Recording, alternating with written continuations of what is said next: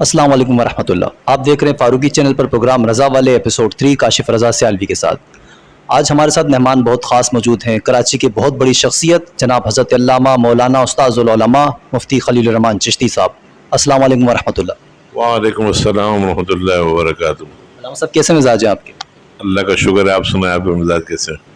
الحمدللہ. علامہ صاحب آج یکم محرم الحرام 1444 ہجری ہے، یوم شہادت فاروق اعظم رضی اللہ تعالیٰ عنہ کا. اس حوالے سے ہم آپ کے پاس حاضر ہوئے ہیں ذکر فاروق اعظم سننے کے لیے.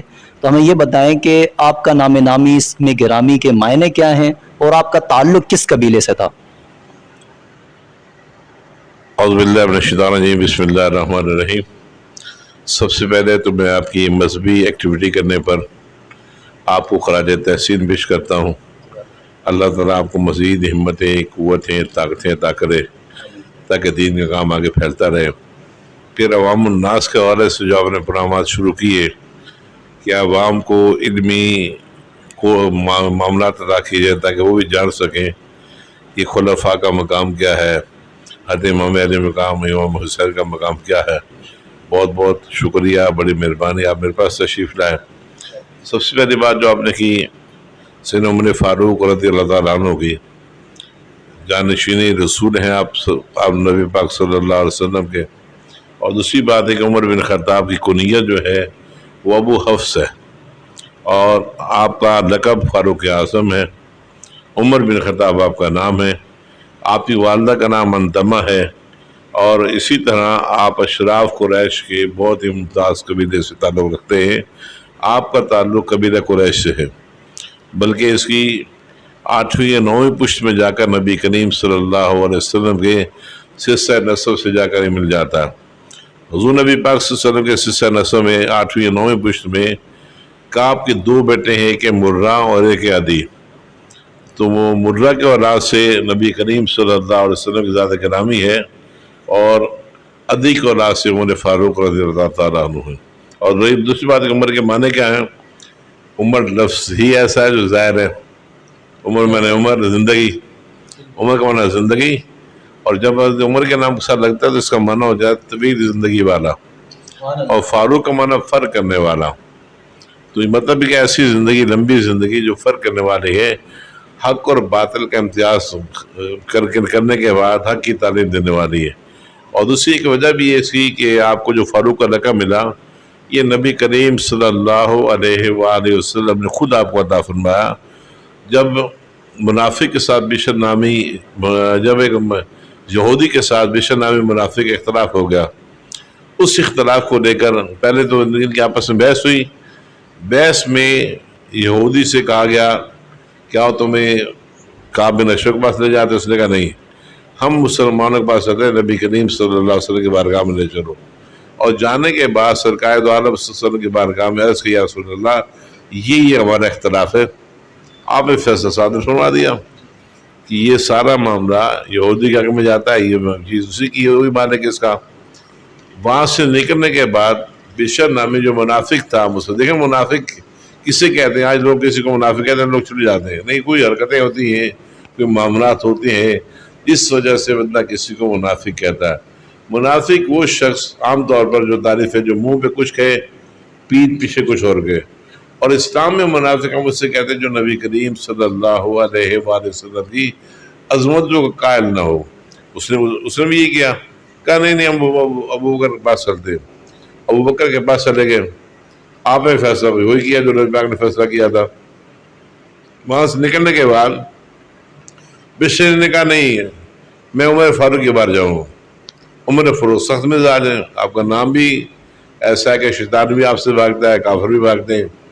تو کہنے لگا کہ ہم چلیں گے وہاں پر جا کے فیصلہ کریں گے. یہودی نے کہا فیصلہ ہو چکا، بڑا نہیں وہاں چلتے ہیں. وہاں گئے، جا کے مقدمہ پیش کیا، اور مقدمہ پیش کرتے ہوئے یہودی نے کہا حضرت اس سے قبل ہم نبی کی بارگاہ میں بھی گئے ہیں اور حضرت صدیق اکبر کی بارگاہ میں گئے، فیصلہ میرے حق میں کر دیا. اچھا میں ابھی آتا ہوں. گھر گئے، ننگی تلوار لے کر آئے، اور فرمایا جو شخص نبی صلی اللہ علیہ وسلم کا فیصلہ نہ مانے، وہ ابوبکر صدیق کا فیصلہ نہ مانے، اس کا فیصلہ عمر کی تلوار کر دی. آپ نے مار دیا، قتل کر دیا. یہ مقدمہ حضور کی بارگاہ میں پیش ہوا. سرکار نے فرمایا اس کا خون رائے گا گیا، عمر فاروق نے جو کیا صحیح کیا، ایمان کی علامت یہی ہے، اس کے ساتھ ایسا کرنا چاہیے تھا۔ فرمایا اے عمر تم انت الفاروق، تم آج سے فاروق ہو، یہ فاروق کا لقب آپ کو جو ملا۔ سبحان اللہ، ماشاء اللہ، کیا بات ہے علامہ صاحب۔ دوسرا یہ کہ آپ نے اسلام کب قبول کیا، اور آپ کے اسلام قبول کرنے کے بعد کیا اسلام کو عزت ملی اور کیا تبدیلیاں اسلام میں رونما ہوئے؟ نبوت کے 6 سال، جب آپ کی عمر تقریباً 27 سال تھی، 6 سال ہو چکے تھے نبی کریم صلی اللہ علیہ وسلم کو اعلان نبوت کیے ہوئے، تبلیغ جاری و ساری ہے۔ باقی تمام کے تمام صحابہ کرام حضور کی بارگاہ میں مرید بن کر آئے ہیں۔ واحد ایک صحابی عمر فاروق رضی اللہ تعالیٰ عنہ جو مراد بن کر آئے۔ حضور نبی پاک صلی اللہ علیہ وسلم نے کئی مرتبہ یہ دعا مانگی تھی، کیونکہ عرب میں جو مشہور ترین بہادر افراد تھے، ایک عمر فاروق رضی اللہ تعالیٰ عنہ اور ایک ابو جہل، یہ دو بہت مشہور تھے۔ سرکار دو عالم صلی اللہ علیہ وسلم دعا کی، یا اللہ عمر کے ذریعے اسلام کو طاقت عطا فرما، یا ابو جہل کے ذریعے طاقت عطا فرما جس سے تو پسند کرتا۔ 2-3 مرتبہ یہ دعا کی۔ اصل میں یہ کفار کی میٹنگیں جو ہو رہی ہیں، یہ سب اسی دعا کا ثمرہ ہے، کچھ ہونے والا ہے، اور اللہ تعالیٰ نے ایک سبب بنایا، اور سبب بننے کے بعد بندہ وہاں تک پہنچتا ہے جہاں اسے پہنچنا ہے، ٹھیک ہے نا۔ تو اس طرح یہ حال یہی ہوا۔ پھر کئی مرتبہ آپ نے زیادہ آپ کا ذہنی رجحان بھی عمر فاروق کی طرف تھا۔ کئی دعاؤں میں الفاظ سے فسر بھی آتا ہے، اللہ معید دین ابی عمرہ، یہ عمر کے ذریعے اسلام کی مدد عطا فرما۔ پھر نبی پاک کی بارگاہ میں پہنچے، اسلام قبول کیا۔ اس وقت آپ کی عمر 27 سال تھی، اور آپ نے 27 سال کی عمر میں اسلام قبول کیا۔ مسلمانوں کی تعداد 39 تھی، آپ کے اسلام قبول کرتے ہی مسلمانوں کی تعداد 40 ہو گئی، اور مسلمانوں اتنا بلند نعرہ لگا، فلک شگاف نعرہ تکبیر، اللہ کو صدا بلند شروع ہوگی۔ اب صرف نبی پاک بھی خوش ہیں، تو زمین پر صرف نبی پاک صلی اللہ علیہ وسلم خوش نہیں ہیں، صرف صحابہ کرام بھی خوش نہیں ہیں، بلکہ ملائے اعلیٰ کے مکین بھی خوشیاں منا رہے ہیں۔ اور نبی پاک صلی اللہ علیہ وسلم کی بارگاہ میں وہی دے کر عبداللہ بن عباس روایت کرتے ہیں کہ نبی پاک صلی اللہ علیہ وسلم کی بارگاہ میں قال رسول اللہ صلی اللہ علیہ وسلم لما اسلم عمر آتانی جبرائیل فقال استبشر اہل السماء بھی اسلام عمرہ، کہ میرے نبی پاک کی بارگاہ میں فرشتہ جبرائیل آئے فوراً اسلام قبول کرنے کے بعد، کہ یا رسول اللہ صلی اللہ علیہ وسلم صرف آپ ہی خوش نہیں ہیں، صرف زمین والے خوش نہیں ہیں، بلکہ ملا اعلیٰ کے سارے کی بھی خوشیاں منا رہے ہیں۔ آپ کو اعزاز حاصل ہے کہ آپ کے اسلام کی خوشی صرف مسلمانوں نے نہیں بلکہ آسمانی مخلوق نے بھی منائی ہے۔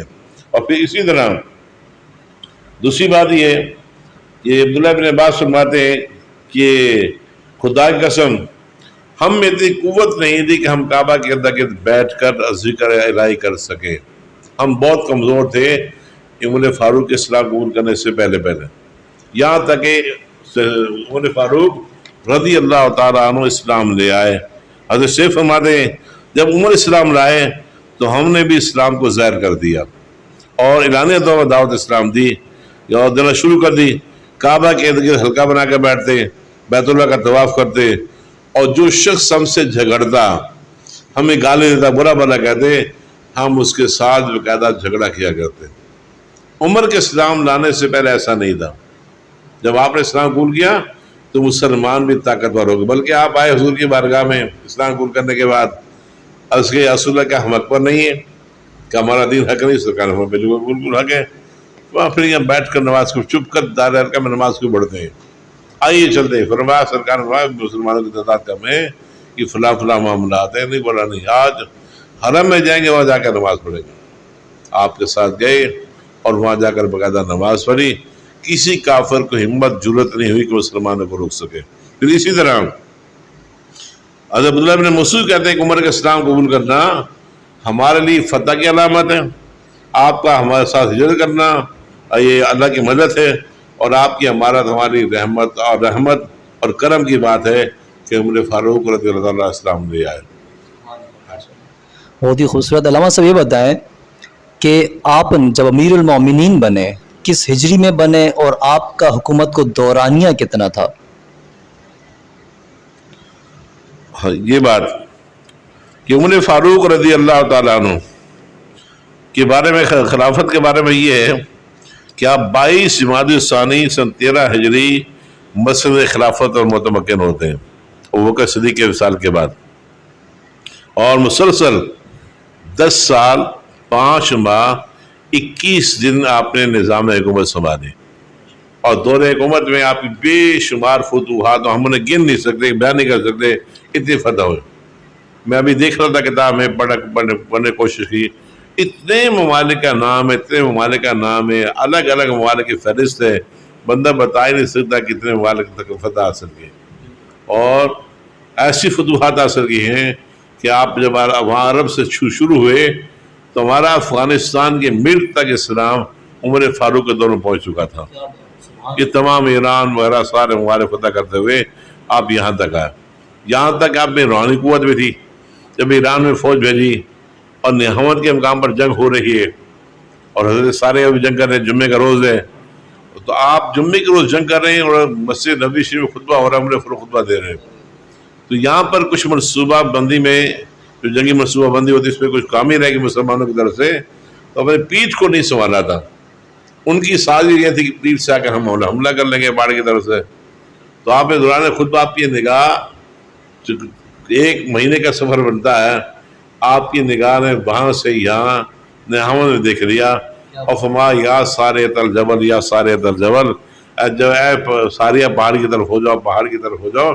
کہتے ہیں میں پہاڑ کی طرف ہو گیا۔ باقاعدہ بعد میں جب خط آیا، خط میں بھی لکھا یا امیر المومنین، ہم دوران جنگ ہارنے والے تھے، دشمن ہم پہ حملہ کرنے والا تھا، آپ کی آواز آئی، آپ کی آواز پر ہم نے لبیک کہا، ہم فتح جیت گئے۔ عبد الرحمن بن عوف کہتے ہیں میں نے وقت نوٹ کر لیا، وقت نوٹ کرنے کے بعد جب ساری آئے میں نے پوچھا کہ ایسے ہوا تھا، انہوں نے کہا بالکل۔ دوسری بات یہ کہ آپ کے بارے میں نبی پاک صلی اللہ علیہ وسلم بڑی فضیلتیں بیان کی ہیں۔ آپ نے ارشاد فرمایا لو کان بعدی نبی لکان عمر بن الخطاب، اگر میرے بعد کوئی نبی ہوتا تو عمر بن الخطاب ہوتا، کیونکہ عمر کے اندر وہ تمام خصوصیات پائی جاتی ہیں جو ایک نبی میں ہوتی ہیں، اور نبی اگر میں جو کہ خاتم النبیین ہوں، یعنی ختم نبوت کا بھی آپ نے اعلان کر دیا، اس حدیث پاک میں ختم نبوت کا بھی اعلان کر دیا کہ آخری نبی میں میرے بعد کوئی نبی نہیں آئے گا۔ اگر کوئی نبی آنا ہوتا تو عمر بن خطاب کے اندر وہ خصوصیات ہے کہ نبی ہوتے۔ ماشاء اللہ، سبحان اللہ۔ علامہ صاحب آخر میں یہ بتائیں کہ آپ شہید کس ہجری میں ہوئے؟ شہادت کا بھی ایک بڑا عجیب و غریب واقعہ ہے، اور مسلمانوں کے بڑے بڑے بہادر، بڑے بڑے جرنیل، بڑے بڑے اچھے حکمران شہید ہوئے۔ ظاہر ہے یہ اسلام کے ساتھ بڑی زیادتی بھی ہوئی، ظلم بھی ہوا۔ امام طبری نے اسے لکھا ہے اپنی سرد کی روایت کے ساتھ، کہتے عمر رضی اللہ عنہ کو 26 ذی الحج 23 ہجری کو زخمی کیا گیا، اور 1 محرم الحرام کو آپ کی تدفین ہوئی۔ اس وجہ سے 1 محرم الحرام کو ہم لوگ آپ کا یوم وصال مناتے ہیں، یوم شہادت مناتے ہیں۔ پھر ایک بڑے کمال کی بات عمر فاروق رضی اللہ تعالیٰ عنہ کی ذات کے حوالے سے، یہ جو ہمارا یہاں کیلنڈر ہے، ایک ہے عیسوی کیلنڈر اور ایک ہے ہجری کیلنڈر۔ ہجری کیلنڈر کی ترتیب حضرت عمر فاروق رضی اللہ تعالیٰ عنہ نے دی ہے، یا یہ آپ کی ترتیب دیا ہوا ہے کہ نہیں، ہماری تاریخ جو ہے وہ نبی پاک صلی اللہ علیہ وسلم کی ہجرت سے لکھی جائے گی، اس سے پہلے کے معاملات الگ ہیں۔ پھر اسی طرح آپ سپاہیوں کا نظام قائم کیا، پولیس کا نظام، الگ بات ہے کہ آج نظام خراب ہو گیا، ورنہ عمر فاروق کے دور کا جو نظام تھا کیسا بہترین نظام تھا۔ اور اسی طرح آپ کی حکومت بڑی زبردست حکومت تھی۔ آج اس کی کچھ جو ہے معاملات امریکہ میں، انگلینڈ میں، برطانیہ میں، انگلینڈ میں، ان تمام ممالک نے ہم سے چوری کر لی اور اپنا تھکا ماندہ نظام ہمیں دے کر چلے گئے، اور ہمارے مسلمان حکمران اس بارے میں سوچتے نہیں ہیں کہ کاش اسلام کا ماحول آ جائے، کیا ان کے دور میں ایک پیدا ہونے والا بچہ پیدا ہونے سے لے کر 18 سال تک اسے گھر میں خرچہ ملتا تھا، باقی اور معاملات بڑے ہیں۔ میں تو چاہ رہا تھا کہ اس بات پر کرتے کبھی چلا انشاءاللہ پھر یا زندہ صحبت باقی بات کریں گے کہ نظام حکومت کیسا تھا، کس طرح لوگ رہتے تھے۔ میں خالی بچے کے بارے سے کہہ رہا ہوں، پیدا ہوتے ہی پتہ چلتا فلاں گھر میں بچہ پیدا ہوا ہے، بیت المال سے فوراً مال اٹھا کے گھر میں ڈال دیا تھا۔ یہ تھی آپ کی حکومت۔ سبحان اللہ، ماشاء اللہ۔ علامہ صاحب، میں فاروقی چینل کی طرف سے آپ کا بہت شکریہ ادا کرنا چاہتا ہوں کہ آپ نے اتنی مصروفیات میں ہمیں وقت دیا، ہم بہت زیادہ مشکور ہیں آپ۔ بہت بہت شکریہ، اللہ تعالیٰ کو مزید ہمت قوت عطا فرمائے۔ جزاک اللہ، بہت شکریہ۔ آپ دیکھ رہے تھے پروگرام رضا والے ایپیسوڈ 3 کاشف رضا سیالوی کے ساتھ۔ ہمیں اجازت دیجیے، تاجدار ختم نبوت زندہ باد، پاکستان پائندہ باد۔